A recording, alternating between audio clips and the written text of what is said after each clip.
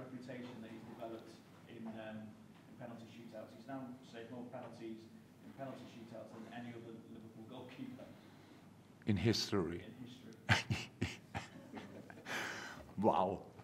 Yeah, but let's just talk about tonight. So I can't remember the others, but of course they were good as well. But tonight there were 3 really good penalties. They all go in the corner. So it's not that it's like a bad one and they don't hit the ball or slip a little bit before they shoot or whatever. No, they're really good, and he saved them anyway. So that's massive. But I think we never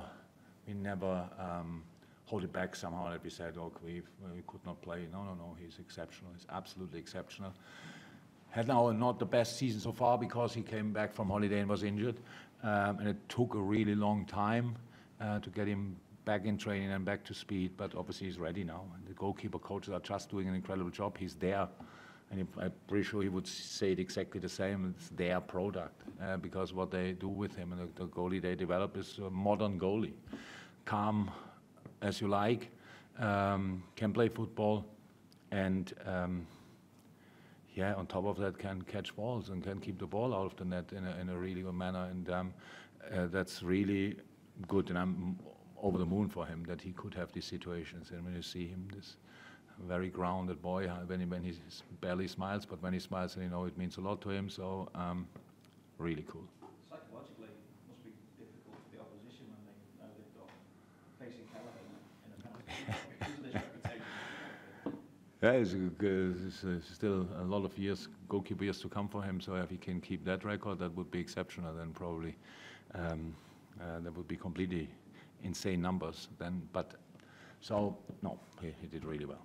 What were your overall thoughts on that? Liked it again. It's the most difficult thing in football that if you put in a team together and you face an opponent who is deep defending, a lot of lags, counter-attacking, long balls, set pieces, all these kind of things. So we obviously didn't have a lot of time to prepare the game, but we could at least train once, because with this team, that's why we changed. That's what I said last year. People always don't like it when you get knocked out, and it's like, very young, you don't take the competition serious. It was never true. But we have two things. We have to make sure that we don't risk anybody. That's very important. And the other thing is we really love to give the boys the opportunity. And now imagine, even if we lose the game tonight in the penalty shootout, if the people wouldn't have seen Stefan, Bobby, Ben, Mel, Leighton, then of course the other young, Fabio is only a little bit older, if at all. Kelvin, of course, and then Harvey comes on. So there was like 8 or 9 really young boys, and it's so nice to see them, that you can give them the opportunity just to play really man's football against a team who wanted to get through. Obviously, we all know.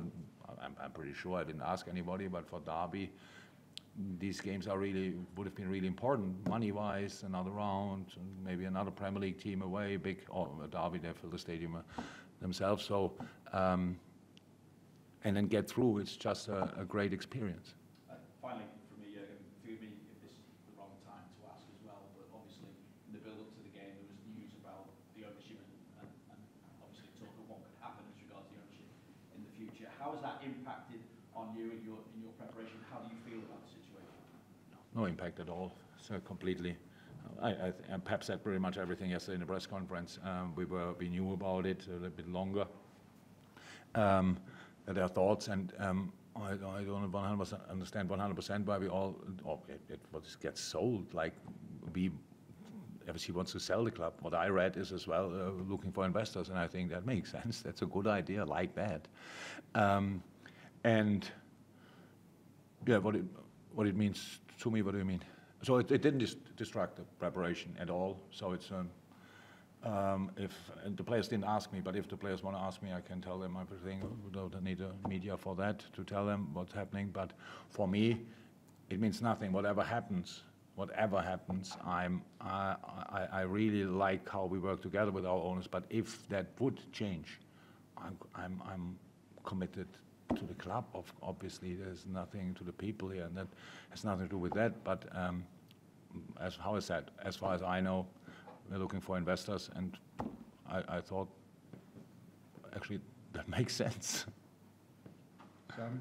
Yeah, sorry, on that, fans will appreciate what you've just said, because it's different circumstance, obviously, but Chelsea, there was so much upheaval when their new owners came in over the summer with the new manager and new players and new director of football. So I think the fans will appreciate the stability that they get from you. So first and foremost, Chelsea got sold. I said now, so I understand it. We are looking for investors. It's different. But even if the situation is completely different, Chelsea had to get sold because of the owner was in trouble. Let me sum it up like this. There was a bit of urgency in the situation. We don't have that here, not at all. For me, it's just important that we, while this process is whatever it is happening, that we just keep going and planning. And so this will be whatever will happen, and these kind of things take probably time. I'm not an expert in this, but whenever it will happen and somebody comes in or whatever, until then, can happen a lot of things, and in that time, we have to keep going. So not only football-wise, in between as well, and I will make sure that will be the case. So it's just, and that's all.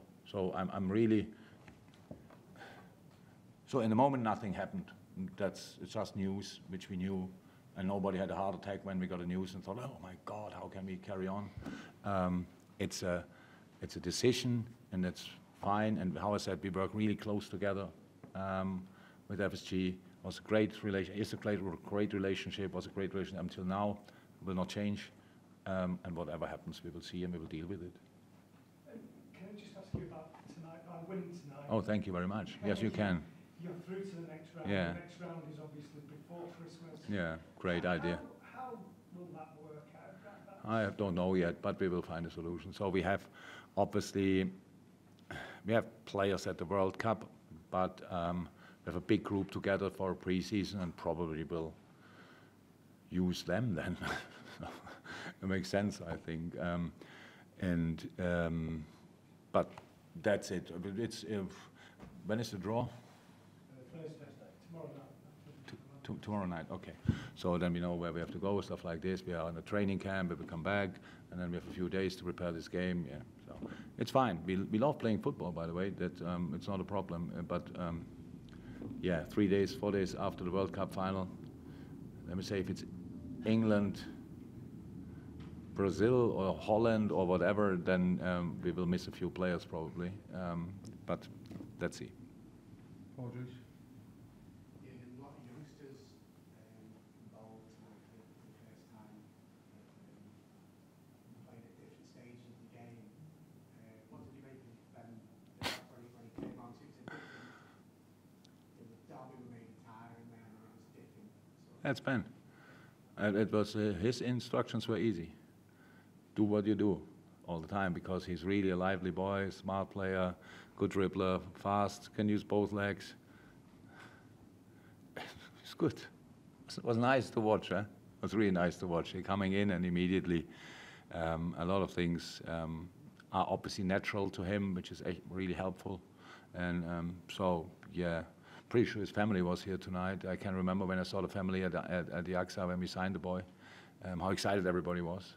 And now having that night, it's the next step. It's cool. He showed up, obviously.